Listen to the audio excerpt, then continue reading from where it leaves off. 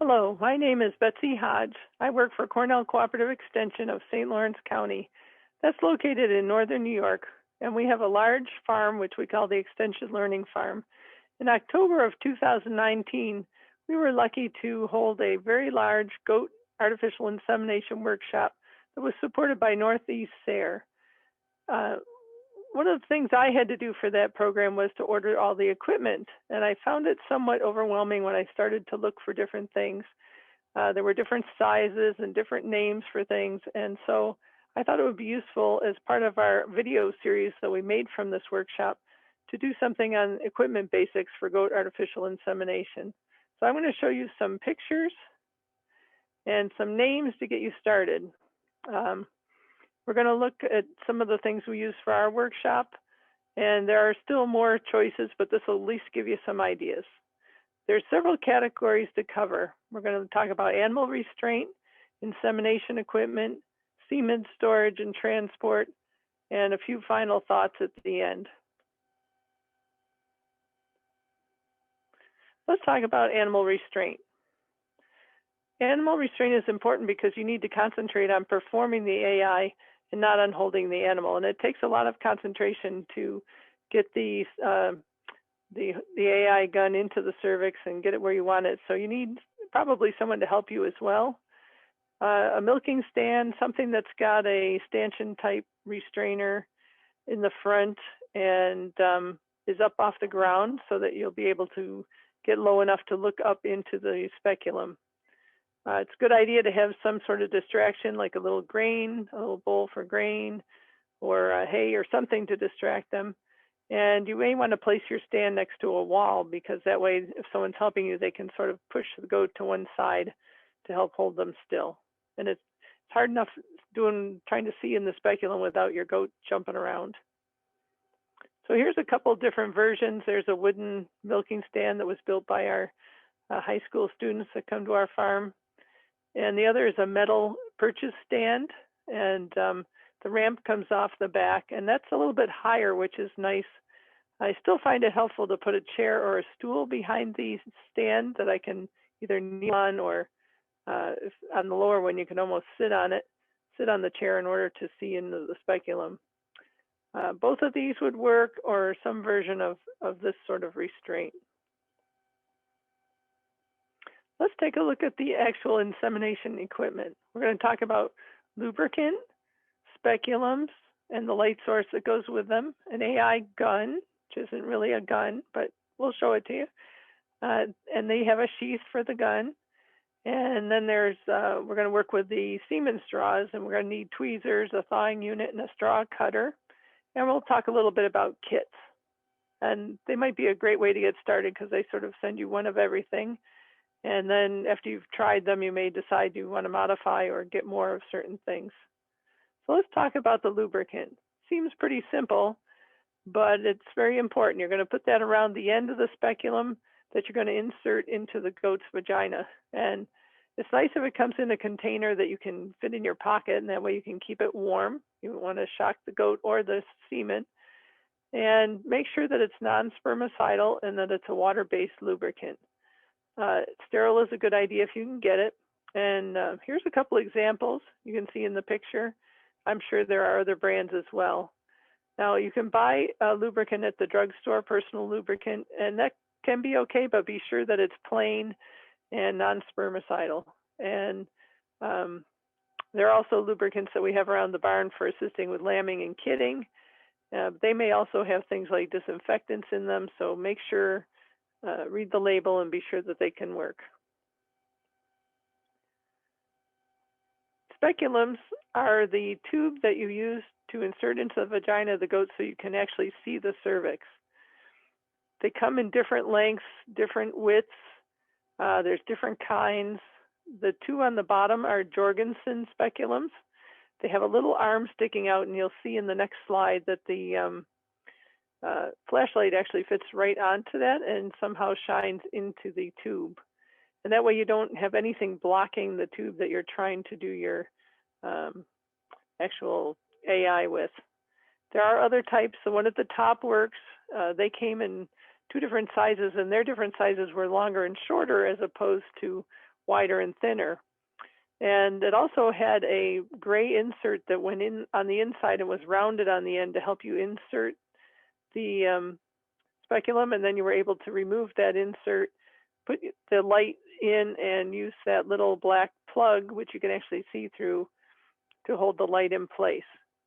So I found it easier to use the Jorgensen speculum, but we had equally good luck with the other one in terms of AI conception. I do recommend that you have a brush for cleaning those, like a bottle brush. Makes it a little easier to clean the inside of it. Gets the lubricant, all gets in there, gets kind of goopy. So there are different types of light sources. You can see, it's very important to be able to see in there because it is dark and you need to be able to see what you're doing. So the flashlight, it's actually a little mag light with a special attachment. That fits right on the Jorgensen speculum and lights up the inside. The other one has a long bendable LED light, and they both run on batteries. So I have to suggest that you keep some extra batteries on hand, because once you've thawed the semen, you need to be ready to go. And you hate to waste some semen because you didn't have a battery. One of the best things we found at the AI workshop was a very, very thin pen light that actually clipped on the inside of the speculum, just like it would clip on your pocket. And it's very hard to find those very thin ones. You almost have to get them from a medical supply to find the very small ones, but they work great if you can locate one. And just remember, you're trying to hold on to things and look and work the AI gun, so you don't want to have to hold on to your light in addition. Let's talk about straws and sheaths and AI guns. Straws are what contain the frozen semen, and they're labeled with the buck and the date of collection and other information. So the green one in the picture is, I think it's a used one, but it was a straw of semen, and you can see there's little tiny writing on it. And the one above it is a empty straw. You can see the cotton plug in one end, that white area. And we're going to use that to demonstrate so we don't ruin any real semen in our process today. The sheath is in the middle. That's 12 inches, usually for a goat AI gun.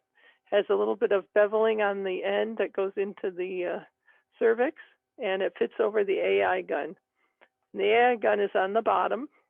It's really just a big plunger, a big syringe, and the plunger is very narrow, so it will actually push that cotton plug down through the straw and push the semen out at the other end. So that little yellow ring that's on the AI gun helps hold the sheath in place. The sheath slides over, you push that little green part, gets pushed down to the end as you slide it over the gun. So this is a little close-up. You can see the little yellow ring. They can be any color. You can see the plunger, it's very thin. So that little yellow ring is for holding the sheath in place. So the gun is slightly tapered, so you can slide that ring away from the plunger, slide the sheath on the other end up underneath the actual little O-ring there, and then slide the ring back up towards the plunger, and that'll hold your sheath in place. These are special tweezers. They're nothing, they're just plastic, but they do have a special shape to them. If you look at the end, it's both angled and it has a rounded inside so that it can grab onto the straw. This allows you to lift the straw out of the cane or the semen thawing unit. And we'll talk about that in a minute. And I'm going to show you all this in a video in just a minute also. So let's talk about the straw cutter. That is the white thing with the little button on the side. And the straw cutter is for cutting off the end of the straw with the powder plug. So after the straw is loaded into the gun, the end is placed in the cutter. And when you squeeze the button on the side, it slices off the straw at a consistent length. Some straw will be still showing out the bottom of the AI gun. Now you can slide the sheath over the AI gun and it should all fit. You can also use a good pair of clean scissors if you don't have a straw cutter, but you want to hold your sheath up next to your AI gun and make sure you cut it the right length. This is a semen thawing unit. It is really just a water bath that keeps the water to a particular temperature. And we use that to thaw the semen. You can also use a laboratory water bath if it's got a good thermostat, and some people even use a thermos full of warm water that's at the correct temperature. If you're going to do that, you really need a good thermometer. Matter of fact, you should probably have a good thermometer anyways to sort of be sure that your unit is working correctly. Those digital kitchen thermometers can work as long as they're accurate down in the range that we're talking for temperature. You can also order them from a scientific supply place.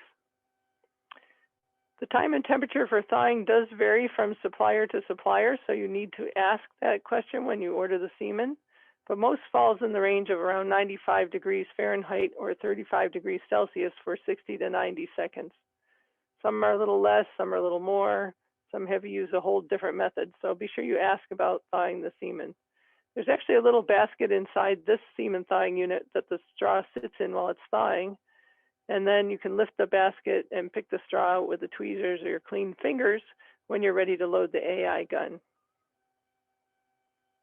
Now let's watch a little video on how to load the AI gun. Now I'm going to show you some of the different AI equipment, how to load an AI gun, and some of the tricks we use when we're doing AI. So I like to put all my equipment out ahead of time on a mat. This is actually a plug-in kennel heat mat, and I cover it to keep it clean because we're doing this in our barn lab, which isn't super sanitary. So I'm going to uncover everything. Now this is warm, which means all my speculums are warm, and my lights and all the different equipment so we don't shock the semen. And I would normally be taking my semen out of the semen warming unit, but since we're not going to use real semen to demonstrate this, I'm going to use something here off the countertop. I did want to point out that the different straws do have some writing on them, and that tells what's in the straw. So you want to hang on to these after you use them, and make sure you write them down. That's why I have a paper and a pad next to my equipment. It's really easy to forget to write them down. You want to write them down, and you want to write what technique you used, how you thawed it, and that sort of thing. Find that very useful later. Now, what we've got here are sheaths. These long things are sheaths. Usually with goats, we use a 12-inch sheath. This is the AI gun, which we'll use in a minute. This is the straw cutter. These are the little special tweezers that we use. These are different types of speculums and some different lights, which I showed in the PowerPoint. So I'm going to show you how to load this gun now. So this is the AI gun. Looks like a giant syringe. We put a little bend in ours to keep this part from falling out, because it'll actually fall right out of the gun. And I open it a little bit so there's room in there for the straw. I'm using an empty straw to show you this. So there's a cotton plug at one end here. And normally when this has semen in it, there's like a little powder plug at the other end. So you want to put the cotton plug in the end of your AI gun. You're trying to keep, do it fairly quickly so you don't let it get chilled. That's one reason you keep your AI gun warm. This is the cutter. You could also cut it off with good scissors. I'm just holding this so it doesn't fall out. That's in there, and then you take a sheath. The sheath usually has a little plug in it also. And you're going to put that over the end and slide it on all the way to the end. And I'm running into my little Cheerio ball round thing up here, little donut. So I'm going to push this up, pull my thing on. Oops, sorry. Push this down. There we go. Slide the sheath through it all the way to the end, and then tighten it with this. That holds your sheath on. And then you would put a piece of clean paper towel, which is a good idea to get that ready ahead of time, and wrap that around the end, and you're ready to go out in the barn into AI. Now, some people just keep it in the paper towel. Some people wrap it up and put it inside their coveralls or someplace warm. Kind of depends on the time of year and how cold it is out. So that's how you would load an AI gun.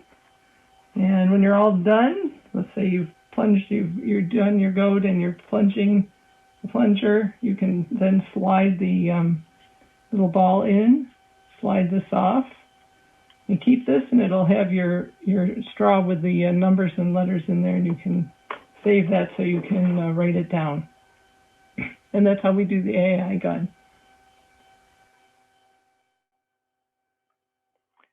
Okay, let's talk about semen storage and transport now. We're going to talk about the semen tank, which has inside it goblets and canes and straws. We're going to talk about what is a dry shipper and a little bit about where to get liquid nitrogen.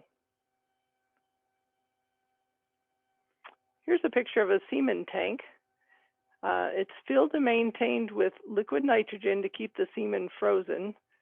And we usually do work with a cattle AI company to do our liquid nitrogen maintenance, and they do charge a fee for that. I think this is 2021. It costs us about $145 a year to keep up our tank. And we don't open and close our tank a lot, so we don't need a lot of as much maintenance maybe as somebody that does it every month. It's very well insulated, and it's very heavy, and it should not be sitting on concrete. And although this looks like it's sitting on concrete, there's actually a piece of plexiglass between it and the concrete. And it has a cap that sort of is connected and flips backwards. And then there's a long styrofoam plug in the top to help keep in the liquid nitrogen and just to insulate it. So inside the semen tank are something called goblets, and that's where your canes, which contain your actual straws, are. And the goblet is very long and thin, and as are the canes. So it's down in the liquid nitrogen, and you lift it up by that little wire-like handle that you can see. And this one has 6 goblets. Some have less or more. In our case, all the goat semen is in goblet 1, which is important because we also have cattle semen in there and even some sheep semen. So it's important to sort of know what's where in your tank as well. And those are the canes that you see with the little labels on the top. And then on the other side, I have a picture of an empty cane, which doesn't look anything like one that's got a label and the straws in it, but at least you can see how big it is.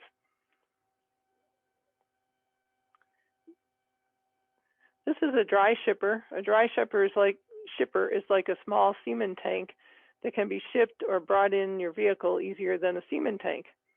They vary in how much they hold and whether they can be shipped by commercial shippers and how long they can keep the semen at the correct temperature. Some are, 48 hours, some are a week. Kind of depends how much liquid nitrogen they hold. Luckily, some semen companies will loan or rent you a dry shipper because they're very expensive. And they will let you, they'll send you the semen in it, and you have to ship the semen shipper back. So you could also purchase your own. They're running close to $1,000, some of them. So you might want to see if you can borrow one. I was able to borrow one from our cattle AI technicians in the area. So ask around, talk to the company you're buying semen from, and see what you can do for shipping your semen. I'm going to show you a video about the semen tank. I'm going to first show you one with a empty semen tank so we can look at the different parts without losing too much nitrogen.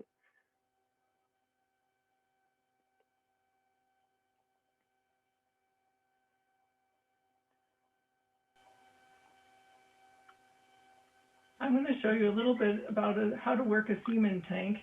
And I'm going to use a semen tank with no nitrogen in it so that we can take our time. So come on down here. This is the semen tank. It's very well insulated, and normally it would be full of nitrogen. I'm going to open the top. Most of them have an outer cap. And then on the inside is a plug. Usually it's a big styrofoam plug. Sort of blocks all the nitrogen from coming out. And inside the tank are these hanging little containers called goblets. And you need to turn the goblet and lift it up like that. I'm going to get a different one. Hold on. And they don't always go back down like you want them to. Let's try this one.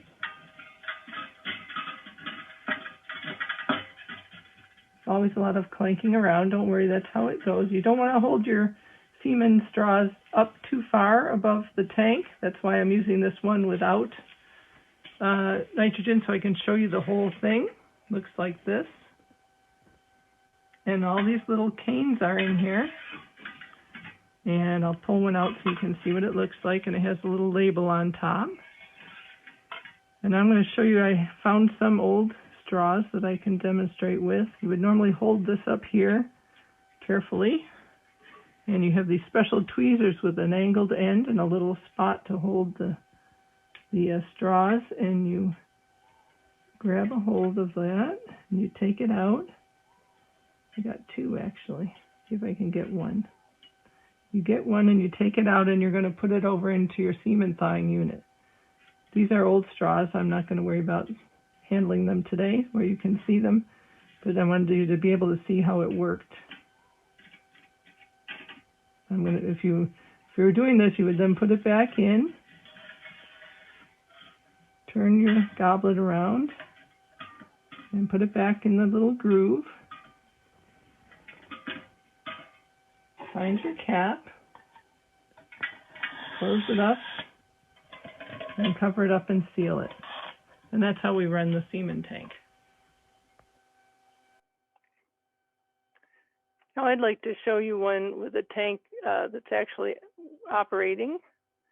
And I can't actually take things out very far and show you, but I can, at least we can look at a real semen tank. Let's take a look at the actual semen tank. This one has nitrogen in it. I'm going to open the top, and then we have a little trouble with our styrofoam thing, so if I can get it out. Yep, there we go. I'm going to set that over to the side, and I'm going to find the goblet that I know has some semen in it. And now this has liquid nitrogen, so I have a glove on, and I would pull this up, lift up the straw with the tweezers because it's cold, and hold it in my hand and do the same thing we did over there. Now I'm not going to mess with this too much because I don't want to ruin the straws that are in there, and I'm going to let them back down in. But that's, so you need to be careful if it's cold. You need to wear a glove, and you need to plan ahead so you're quick and don't lose too much liquid nitrogen out of your tank. There we go. I'm going to put the cover back on and close the top. There we go. That was the real semen tank. So now you've seen some of the different equipment we use for Goat AI.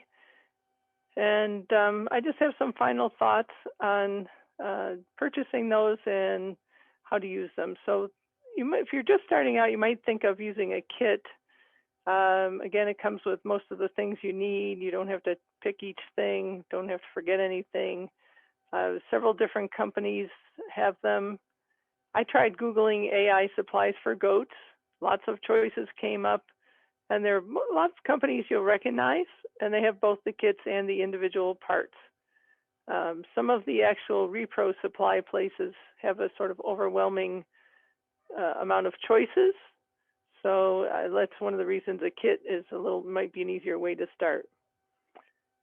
In terms of doing AI, it's a good idea to plan ahead, and especially when you're thinking of how you're going to purchase your semen and have the semen arrive when you need it, when your goats are either synchronized, so that the semen's there so you can use it that day or the next day. And also, if you think you want to breed on natural heats, you need to have an arrangement maybe with a local dairy farmer to use their big semen tank for a little while, or to be able to access that. And then also you're going to want to line up some help, because it's pretty hard to actually do AI by yourself on a goat.